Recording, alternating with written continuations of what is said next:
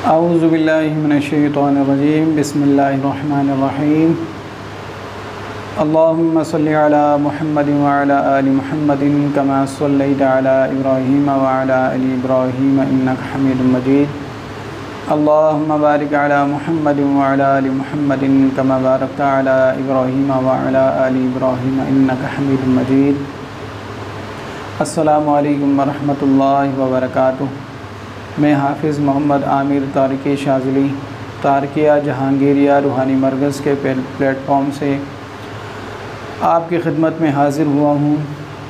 आज मैं आपको इंशाअल्लाह हिज़्बुल बहर शरीफ से अपने मुर्शिद करीम की तरफ से अता करदा एक ज़बरदस्त और नायाब अमल, ऐसा अमल बताऊँगा कि जिससे आपकी जादू से जान छूट जाएगी इंशाअल्लाह।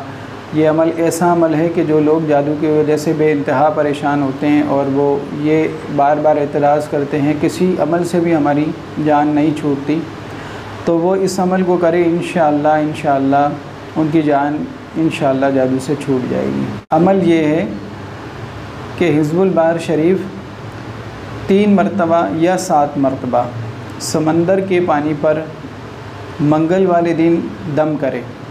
दम करने के बाद आप उस पानी से नहा लें, मगर इस बात का ख़याल रखें कि पानी किसी नजिस जगह पर ना जाए। किसी टब में बैठकर नहा लें।